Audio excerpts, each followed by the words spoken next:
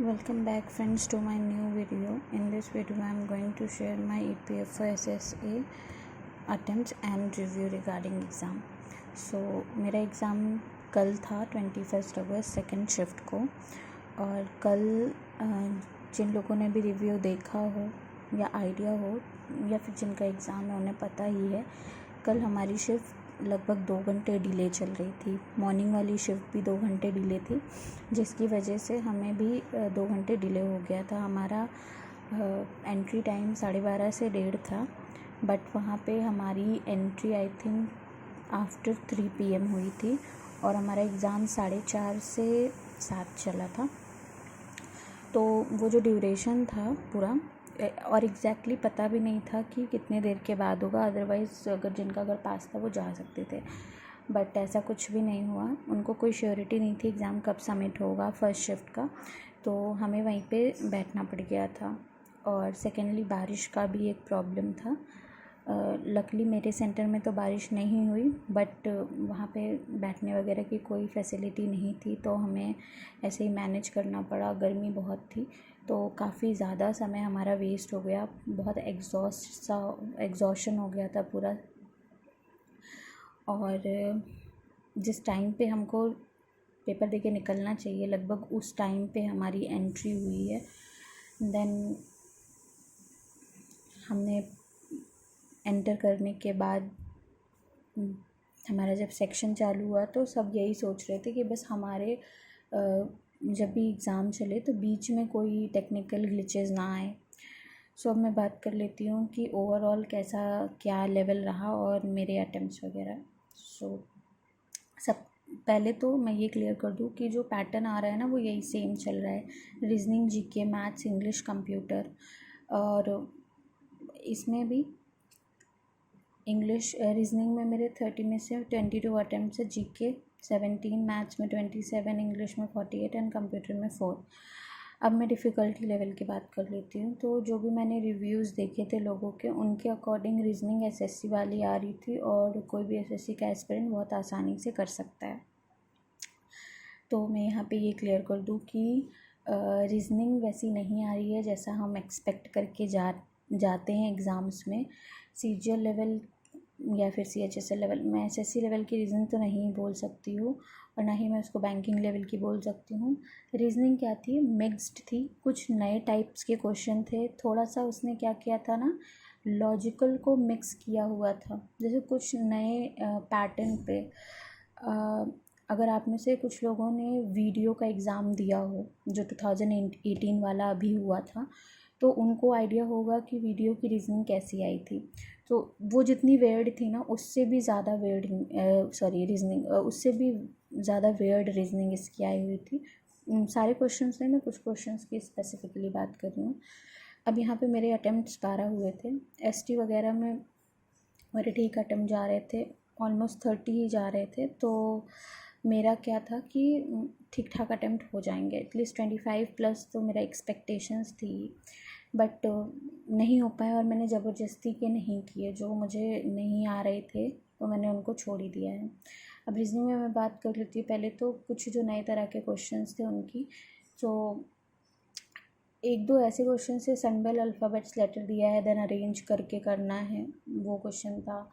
और वर्ड दिया था, जम वर्ड, उसको पहले आइडेंटिफाई करो एंड देन उसका एंटोनिम बताओ। नीचे 4 ऑप्शन दिया था, उसका एंटोनिम बताओ और सिनोनिम बताओ। 2 क्वेश्चन थे उसके और मैंने दोनों ही नहीं किए। मैंने 2 बार देखा उसको, बट मुझे नहीं समझ में आया, तो मैंने कहा फालतू में टाइम वेस्ट करने से अच्छा है मैं ना ही करूँ। दूसरी चीज़, रीजनिंग के लिए मैंने 30 मिनट सोचा था कि मैं रीजनिंग को 30 मिनट में रीजनिंग को मैं 30 मिनट में कर लूँगी, जीके को 20। मतलब मेरा पहला ये था कि मैं ओवरऑल 150 मिनट्स जो मिलेंगे उसमें मैं 50 मिनट्स रीजनिंग और जीके करूँगी। बट हुआ क्या, जब रीजनिंग ओपन हुआ और फिर स्टार्ट होने के बाद जब रीजनिंग में कर रही थी, तो मुझे नियर अबाउट 50 मिनट्स रीजनिंग में लग गए, कुछ ही मिनट बचे थे। तो मैंने उसमें ट्राई किया कि मैं जीके कर लूँ। अब मैंने जीके स्टार्ट किया करना, तो जीके में भी मैंने रिव्यू में देखा था कि एक पहले रिव्यू जो आया था फर्स्ट डे का, उसमें उन्होंने बोला कि बहुत इजी है, लोग आराम से 25 के ऊपर कर ले रहे हैं। देन जो मैंने लास्ट रिव्यू देखा था उसमें मुझे ये पता चला कि मैच द कॉलम फॉर्म में आ रहा है बट डूएबल है।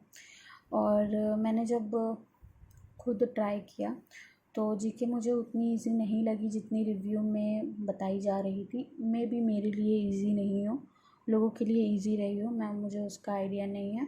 बट मेरी कुछ खास जीके है नहीं, तो उसके अकॉर्डिंग मैं अपना बता रही हूँ कि मुझे जीके का मतलब बिल्कुल तो इजी नहीं लगी, ठीक थी, इजी टू मॉडरेट कह सकते हैं। मैथ्स मुझे इजी लगी, मैथ्स में कुछ भी ऐसा नहीं था जो बहुत मुश्किल है।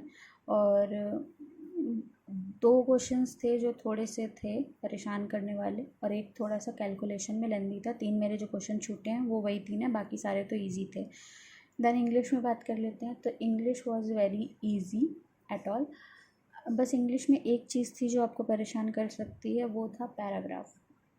पैराग्राफ में क्या था ना, आपको बहुत ज़्यादा स्क्रॉल करना पड़ेगा, इवन आपको आंसर्स मार्क करने के लिए भी बहुत स्क्रॉल करना पड़ेगा। और जो आपका पैरा लिखा हुआ था वो काफ़ी लंबा, मतलब काफ़ी लेंथ में था, तो आपको उसको बार बार स्क्रॉल करना पड़ सकता है। बट था वो इजी, डॉल म्यूज़ियम बेस्ड था, तो एक स्टोरी जैसा था कुछ, उसमें बहुत ज़्यादा मुश्किल सा तो नहीं लगा मुझे। इजी लैंग्वेज में लिखा हुआ था, डूएबल था वो भी। और डायरेक्ट, इनडायरेक्ट और एक्टिव पैसिव भर भर के दिए हुए थे। हाँ, बट मैं यहाँ पे एक चीज़ क्लियर कर दूँ कि डायरेक्ट, इनडायरेक्ट और एक्टिव पैसिव जो CHSL या CGL में आता है वो बिल्कुल नहीं था। थोड़ा सा रूल्स उससे, मतलब उससे थोड़े से आप कह सकते हो डिफ़िकल्टी लेवल थोड़ा ज़्यादा था, बट डूएबल था। एंड एंटोनिम, सिनोनिम, वर्ड वगैरह उतना ज़्यादा कुछ ऐसा मतलब परेशान करने वाला नहीं था। 1-2 इडियम्स वगैरह भी थे, वो भी डूएबल थे। सो नेक्स्ट, कंप्यूटर तो मैंने सारे 10 क्वेश्चन पढ़े। 10 में से मुझे पहले 2 आए, मैंने उन्हें कर लिया था। उसके बाद तो मेरा दिमाग ही ख़राब हो गया, पता नहीं कैसे क्वेश्चन। अब USB में कॉर्ड पूछा है, किसकी कितनी कॉर्ड, मैंने कभी USB में कितने तार लगते हैं नहीं देखे हैं, USB ढंग से नहीं देख, तो USB में कितने कॉर्ड है, किसके क्या, कहाँ से ही देखेंगे। देन मदरबोर्ड से रिलेटेड क्वेश्चन था। एंड मैंने जो क्वेश्चन अटेम्प्ट किए, एक तो ये था कंप्यूटर की स्पीड कैसे कम होगी, और ऐसे इजी 2-3 क्वेश्चन मुझे लग गए करने लायक। तो मतलब मुझे तो लगा कि हाँ ये हो सकता है इसका आंसर। वही श्योरिटी की बात नहीं है, बट सेक्शनल कट ऑफ है शायद, तो उसके लिए करना पड़ा। और तो कुछ क्वेश्चंस तो थे जो बिल्कुल ही नहीं समझ में आ रहे थे। एक तो था वो ऑक्टा और हेक्साडेसिमल में दिया, मतलब बाइनरी में दिया था, ऑक्टा और हेक्साडेसिमल में कन्वर्ट करना था, और मैंने वो प्रैक्टिस नहीं किया था। बोला था रिव्यू में कि आ रहे हैं, बट एक दिन पहले ही बोला था, और मैं कुछ नया उस टाइम पे सीखना नहीं चाह रही थी, तो मैंने उसको नहीं किया था।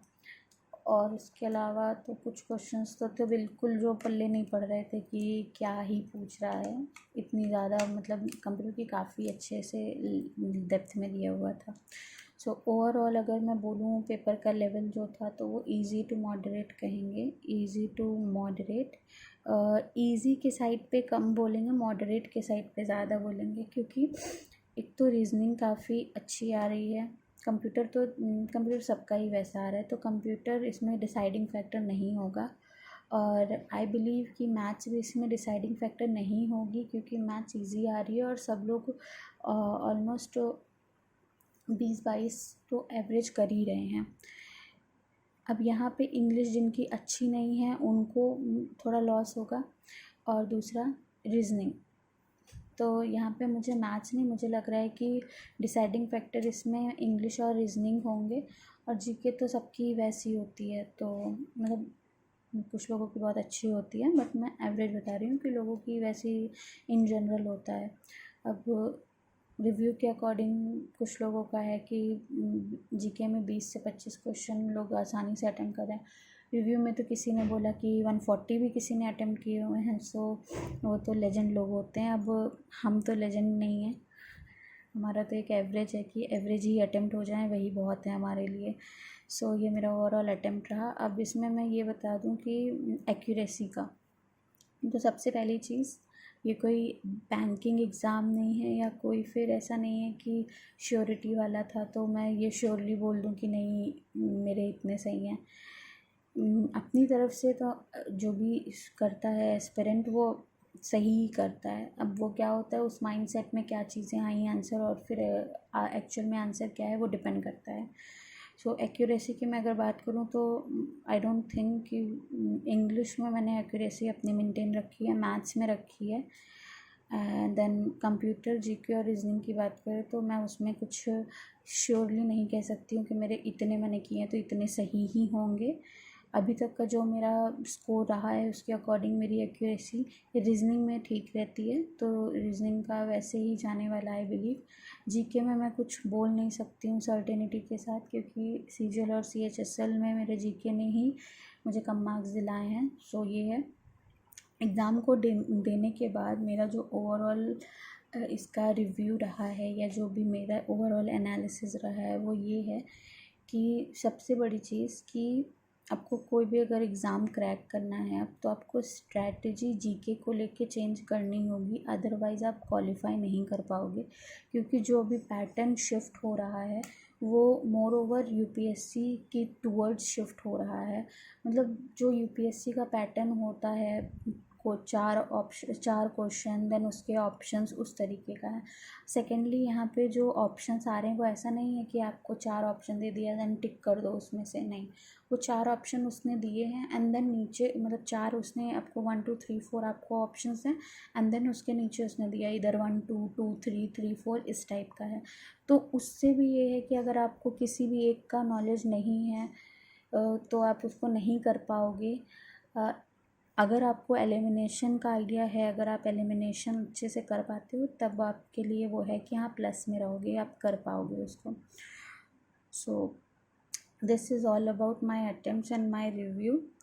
और इजी टू मॉडरेट पेपर था, जिनका भी अभी आगे शिफ्ट में है मेंटली प्रिपेयर होके जाओ आप। रीजनिंग पे बहुत ज़्यादा टाइम वेस्ट नहीं करो, time management is a very important. यहाँ कल भी मैंने देखा कुछ लोगों के अकॉर्डिंग टाइम मैनेजमेंट उनका नहीं हो पाया था। नहीं हो पाया था एज एन कि उन्होंने किसी सेक्शन में ज़्यादा समय दे दिया होगा। तो वो सारी चीज़ें आप उस सब चीज़ों का ख्याल रखो। और जो लोग कह रहे हैं कि जिनका भी ये मानना है कि रीजनिंग बहुत ईजी थी, उन्होंने 15 20 25 मिनट में कर लिया, तो आप लोग लेजेंड हो फिर। क्योंकि 15 20 मिनट में रीजनिंग तो डुएबल नहीं थी, कि जिनके भी रिव्यूज़ मैंने देखे हैं सबके अकॉर्डिंग आराम से 35-40 मिनट्स तो लग ही गए हैं। सो ये था। एंड इसके बाद अभी टाइपिंग है इसका, तो अगर आपको होप है कि हो जाएगा तो आप टाइपिंग के लिए प्रिपेयर कर सकते हो। अदरवाइज़ टाइपिंग के लिए तो आप वैसे भी प्रिपेयर कर ही रहे होगे सीजीएल के लिए, तो कोई अलग सा कुछ इसमें नहीं है। हाँ बट ये है कि अभी से आप प्रिडिक्शन नहीं करो, क्योंकि किसका कैसा अटेम्प्ट जा रहा है और किसी के हाई अटेम्प्ट सुन के आप होपलेस भी नहीं हो जाओ। क्योंकि लोग हाई अटेम्प्ट कर लेते हैं, रीज़न इज़ बीइंग कि कुछ नहीं आ रहा होता है तो तुक्के लगा देते हैं। तो आप उनसे भी अवेयर रहो। लोग कैमरे में बोलने के लिए झूठ भी बोल देते हैं so and so, but actuality कुछ और होती है। ग्राउंड लेवल पे एक्चुअलिटी आपको नहीं पता होती है। अगर हर कोई 100% करके आएगा तो फिर कट ऑफ इतनी कम नहीं जाएगी। So just believe on your self और वेट कर लो रिज़ल्ट आने का। बाकी आप टाइपिंग प्रैक्टिस करते रहो, अगर हो जाता है वेल एंड गुड, अगर नहीं होता है तो आप अपनी जो भी आपकी कमियां रही हैं उससे सीखो और आगे और बेहतर परफॉर्म करो। सो बेस्ट ऑफ लक जिनका भी आगे एग्ज़ाम है।